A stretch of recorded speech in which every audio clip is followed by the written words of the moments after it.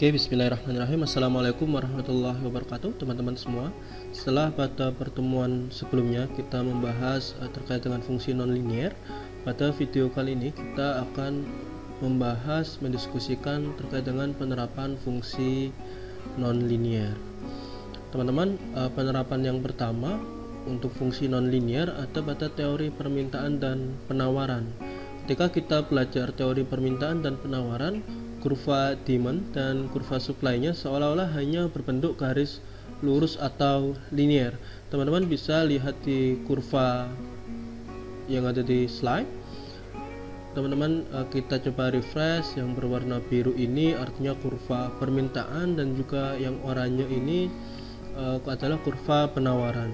Bisa dilihat pada kurva ini seolah-olah untuk kurva demand dan kurva supply-nya hanya berbentuk garis lurus atau linear. Pada kenyataannya, hubungan fungsional antara variabel-variabel ekonomi dan bisnis tidak selalu berbentuk linear, tetapi ada juga yang berbentuk non-linear. Artinya apa? Artinya perubahan suatu variabel terikat yang diakibatkan oleh perubahan variabel bebas tidak tetap atau tidak konstan. Artinya ada fluktuasi di situ.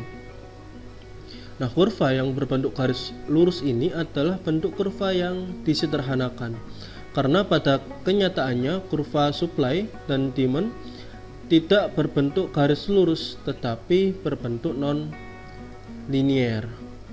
Fungsi permintaan dan juga fungsi penawaran yang non-linear dapat berupa potongan lingkaran, elips, hiperbola, dan parabola, dan juga bisa bentuk lain yang tidak menentu karena sifatnya selalu bervariasi dari waktu. Jadi fungsi nonlinear ini lebih mendekati keadaan real perekonomian. Secara grafis, teman-teman semua bisa dilihat fungsi permintaan dan penawaran dapat ditunjukkan oleh kurva fungsi nonlinear sebagaimana gambar di samping. Berbeda dari kurva sebelumnya, dari grafis yang sebelumnya, di sini ada lengkungan-lengkungan, artinya tidak secara lurus seperti pada fungsi linear.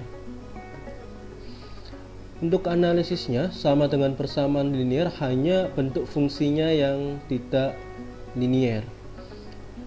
Sementara untuk keseimbangan pasar, seperti yang teman-teman ketahui, keseimbangan pasar akan tercapai apabila QD sama dengan QS atau PT sama dengan PS, seperti itu. Tapi di sini untuk kurva permintaan dan juga kurva penawaran ada titik equilibrium terjadi apabila QD sama dengan QS. Kemudian teman-teman semua, analisis pengaruh pajak dan juga subsidi yang terjadi pada fungsi linear juga terjadi pada fungsi non-linear. Pajak atau subsidi ini menyebabkan harga jual yang ditawarkan oleh produsen berubah, tercermin oleh berubahnya persamaan penawaran, sehingga harga keseimbangan dan juga quantity atau jumlah keseimbangan yang tercipta di pasar pun juga ikut berubah. Pajak menyebabkan harga keseimbangan menjadi lebih tinggi dan juga kuantiti atau jumlah keseimbangan menjadi lebih tinggi, sementara subsidi menyebabkan harga keseimbangan menjadi lebih rendah dan juga jumlah keseimbangannya menjadi lebih banyak.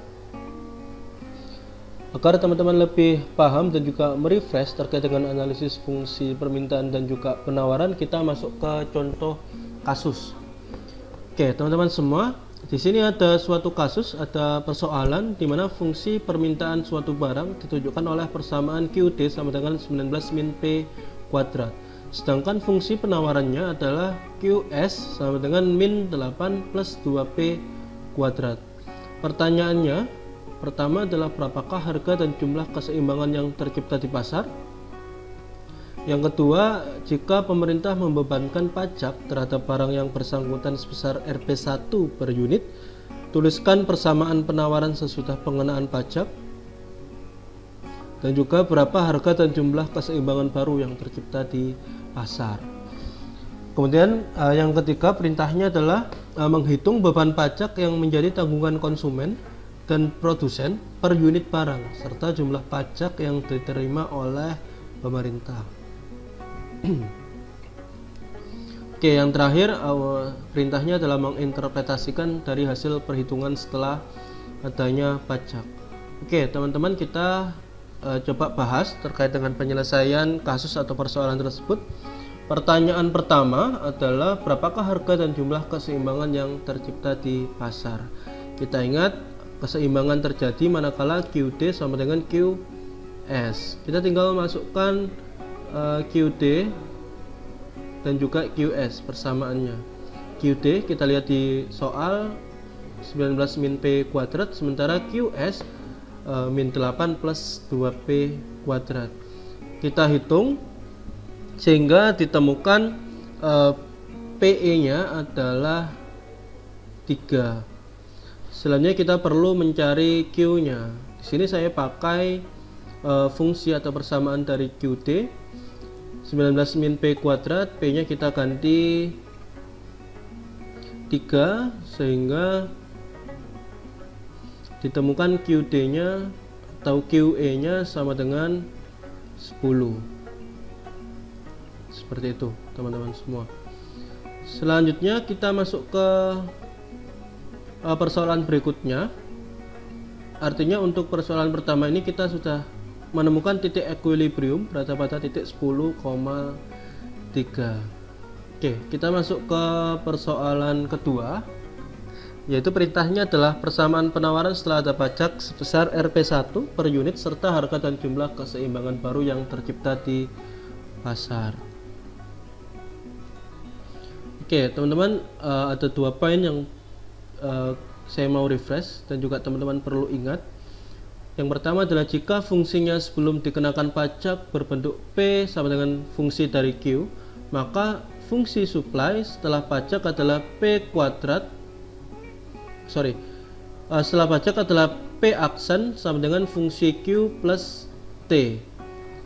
Dan jika fungsinya supply sebelum pajak berbentuk Q sama dengan F fungsi dari P, saya ulangi, jika fungsi supply sebelum pajak berbentuk Q sama dengan fungsi dari P, maka fungsi supply setelah pajak adalah Q sama dengan fungsi dari P min T, di mana T adalah tax atau pajak. Oke, selanjutnya kita tinggal mencari persamaan supply setelah pajak. Kita lihat di soal ya, di slide soal. Persamaan supply sebelum pajak adalah QS sama dengan min 8 plus 2P kuadrat. Maka persamaan supply setelah pajak adalah QS aksen sama dengan min 8 plus 2P min T kuadrat. Kita lihat di poin ini ya. Q sama dengan fungsi dari P min T. Oke, setelah kita masukkan fungsi fungsi penawaran setelah pajak, kita tinggal lakukan proses penghitungan sehingga kita menemukan persamaan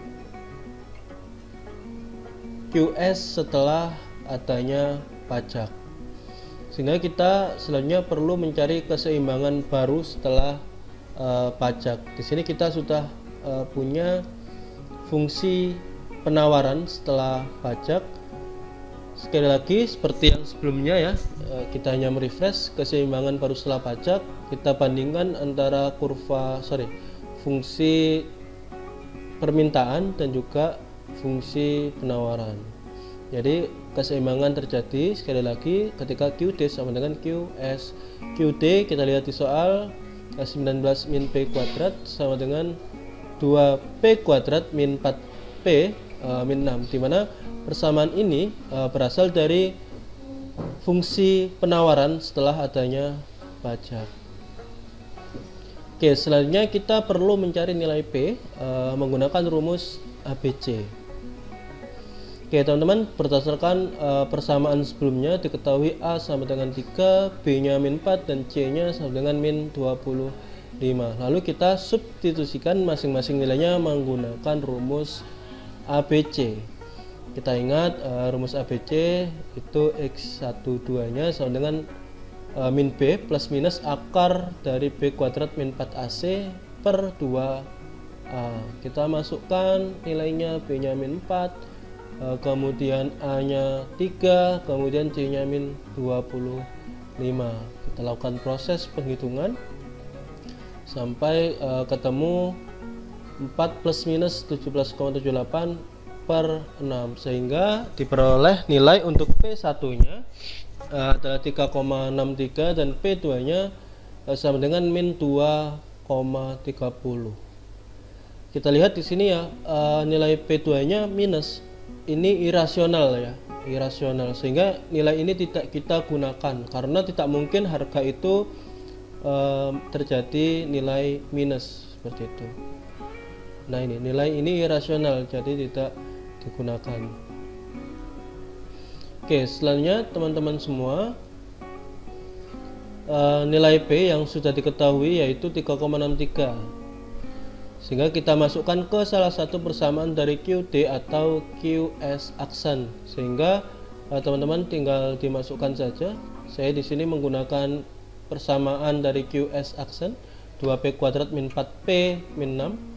Silahkan dimasukkan P-nya 3,63, dilakukan proses penghitungan sehingga ditemukan QE-nya adalah 5,84. Jadi bisa kita simpulkan untuk pertanyaan kedua ini, harga keseimbangan baru atau PE-nya sama dengan 3,63 dan jumlah permintaan pada keseimbangan baru sama dengan 5,84.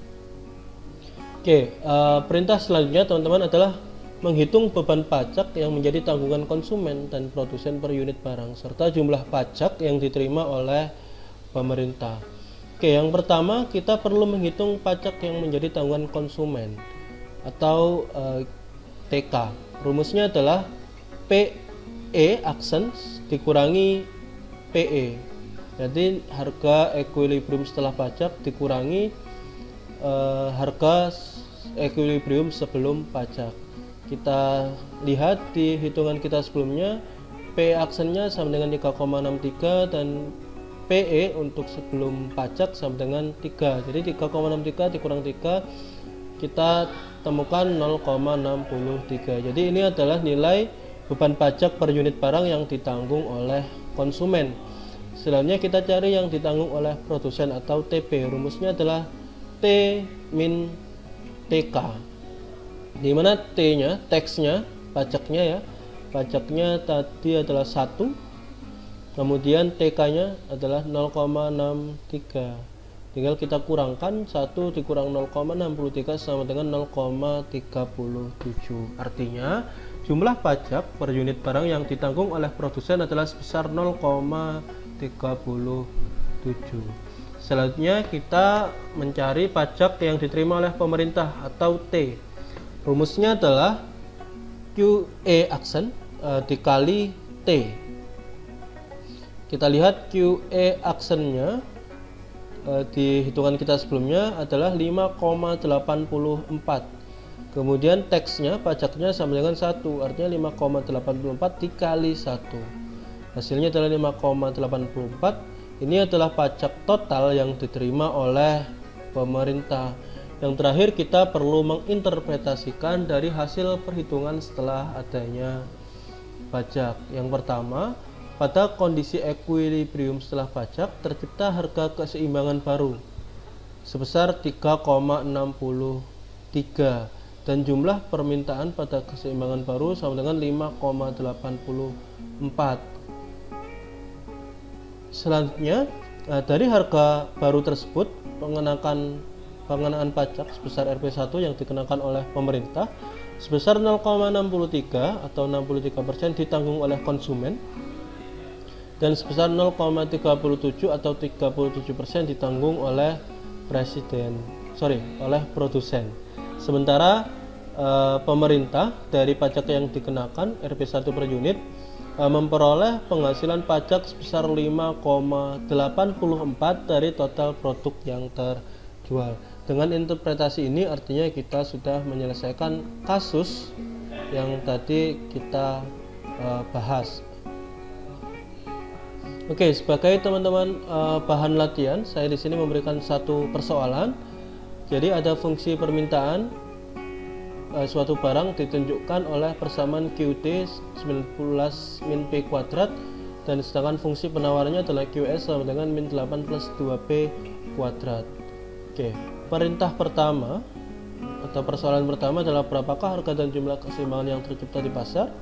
Yang kedua, jika pemerintah membebankan pajak terhadap barang yang bersangkutan sebesar Rp2 per unit, tuliskan persamaan penawarannya sesudah pengenaan pajak dan berapa harga dan jumlah keseimbangan baru yang tercipta di pasar.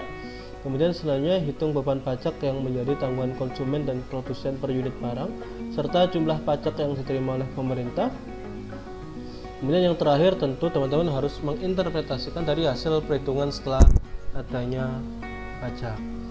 Oke teman-teman, untuk penerapan fungsi nonlinear akan kita lanjutkan pada video berikutnya. Pada video berikutnya kita akan membahas fungsi biaya pada fungsi nonlinear. Untuk video kali ini kita cukupkan agar videonya tidak terlalu panjang. Sekali lagi teman-teman silahkan kerjakan soal latihan ini. Kita sambung di video berikutnya. Saya tutup untuk video ini. Assalamualaikum warahmatullahi wabarakatuh. Terima kasih.